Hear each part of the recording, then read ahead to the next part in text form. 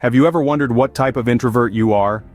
Introversion, a term often misunderstood, is more than just a preference for solitude over social interaction. It's a personality trait, a way of life, and a unique lens through which individuals perceive and engage with the world. Now let's debunk a common myth. Introverts are not antisocial hermits. They are simply individuals who recharge through alone time and prefer meaningful, deep conversations over small talk. Intriguingly, there isn't just one type of introvert. There are 4 distinct types, each with its own nuances and characteristics. We have the social introverts, who prefer small, intimate gatherings over large parties. Then there are the thinking introverts, individuals with a rich inner world. Anxious introverts, who often replay past interactions in their minds. And finally, the restrained or reserved introverts, those who prefer to think before they act. Stay with us to delve deeper into the fascinating world of introversion. Do you prefer small groups to large gatherings? You might be a social introvert. Welcome to the world of social introverts, a realm where intimate conversations and quiet moments are the preferred currency. It's not about being antisocial or shy, but rather about choosing meaningful interactions over superficial small talk. Social introverts are the ones who value deep connections, cherishing quality over quantity when it comes to their social circle. You see, social introverts are not recluses hiding from the world. They are simply selective, preferring smaller groups or one-on-one encounters. They enjoy socializing, but in doses that align with their energy levels. Just like how some people are night owls and others are early birds, social introverts and extroverts are wired differently for social energy. Busting some myths, social introverts are not necessarily shy or lacking in social skills. Shyness is about fear of social judgment, while introversion is about how you respond to social stimulation. And let's not forget, social skills can be learned and perfected by anyone, regardless of where they fall on the introvert-extrovert spectrum. Now let's talk about reality. Social introverts are often great listeners, empathetic and thoughtful. Their preference for deeper connections often makes them loyal friends and partners. They possess a unique knack for quality conversations that leave a lasting impression. So if you identify as a social introvert, how can you thrive? Firstly, embrace your introversion. It's not a flaw, but a part of who you are. Learn to manage your energy. It's okay to say no to social events when you need time to recharge. Seek out environments that suit your style. Book clubs, small hobby groups, or even online communities can be great places to connect with like-minded individuals. And remember to celebrate your strengths, like your ability to form deep, meaningful relationships. In the end, the goal isn't to change who you are, but to understand and embrace it. After all, it's the diverse mix of personalities that makes our world such an interesting place to live. Remember, being a social introvert is not about disliking people, but about finding energy in a different way. Are you often lost in your thoughts? Welcome to the world of thinking introverts. These are the dreamers, the contemplators, the ones who find a universe within their own minds. They're not necessarily shy or averse to social situations, but they have a rich inner life that provides them with a constant source of mental stimulation. Think of it as having an internal dialogue that never stops. Whether it's pondering life's biggest questions, or simply musing over a book they've read, thinking introverts are always engaged in introspection. Their thoughts are their best friends, providing them with endless entertainment and intellectual challenge. But what does this mean when it comes to their interaction with the world? Well, they may seem distant or aloof, not because they're indifferent, but because their minds are often elsewhere. They're likely to enjoy solitary activities that allow this introspection to flourish, like reading, writing, or even just daydreaming. Yet this doesn't mean they're disconnected. On the contrary, because they spend so much time reflecting, they often have a deep understanding of themselves and others. They're able to see things from different perspectives, making them empathetic and understanding. They're the kind of people who will listen to your problems and offer insightful advice, not because they want to fix everything, but because they truly understand. So how can thinking introverts harness these strengths? Firstly, by embracing their nature. It's okay to prefer a quiet evening with a book over a loud party. It's okay to need time alone to process your thoughts and feelings. This is who you are, and there's nothing wrong with it. Secondly, by finding outlets for their thoughts. This could be through writing, art, or any form of creative expression. It's about turning those internal monologues into something tangible, something that can be shared with the world. And finally, by practicing mindfulness. This can help them to stay connected with the present moment, rather than getting lost in their thoughts. It's about finding the balance between their inner world and the world around them. So remember, thinking introverts, your rich inner life is your superpower.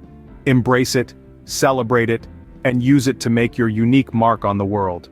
Do you often worry about how you come across? Anxious introverts, you're not alone. Anxious introverts, a unique blend of introversion and anxiety, often feel a heightened sense of worry about their interactions with others. They may replay conversations in their head, fretting over every word or gesture. This isn't about social preferences, it's about an internal dialogue that's often more critical than the world outside. This type of introversion is characterized by a constant state of overthinking. Anxious introverts may worry about events that haven't happened yet or replay past events, imagining different outcomes. They're often self-conscious and may feel out of sync with their environment. But it's essential to understand that this anxiety isn't their fault. It's just part of their unique psychological makeup. Now, the impact of this anxiety can be challenging. It might make social situations feel daunting, or lead to a preference for solitude, not out of a need for quiet, but to avoid the stress of over-analysis. It can be a bit like living with a critical voice in your head that never takes a coffee break. But here's the silver lining. Anxious introverts are often incredibly empathetic and sensitive to the emotions of others. They're attuned to nuances that others may miss, making them great friends and confidants. They see the world in a unique way, and that's something to embrace, not shy away from. Let's talk about coping mechanisms. Deep breathing and mindfulness exercises can help quiet that critical voice. Regular physical activity can also do wonders for reducing anxiety, and never underestimate the power of a good night's sleep. For anxious introverts, it's about understanding and managing their anxiety, not trying to eliminate it. Remember, it's okay to step back and take a breather when things get overwhelming. It's okay to take care of yourself first. And finally, it's crucial to embrace your introversion. Yes, you might worry more than others, and yes, social situations might be a bit tricky to navigate, but your sensitivity and depth of thought are invaluable. You bring a unique perspective to the world that's worth celebrating. Anxious introverts, remember, your sensitivity is a strength, not a weakness. Are you more of an observer than a participant? You might be a restrained introvert. Reserved introverts, also known as restrained introverts, are those who prefer to think before they act. They're not impulsive or spontaneous, but rather, they're thoughtful and reflective, taking their time to process information and make decisions. In a world that often rewards quick action and assertiveness, restrained introverts might feel out of sync. But let's debunk the myth that fast is always better. Imagine a chess game. The player who takes their time, carefully considering each move, is often the one who walks away victorious. This is the essence of a restrained introvert. They may not be the first to speak in a meeting or jump into a new project, but when they do, their contributions are often well thought out and insightful. Their approach to action and interaction is like a slow-burning candle, providing a steady, reliable light rather than a quick flash. The power of observation and reflection is a key strength for restrained introverts. They are often the ones who notice the small details that others may miss.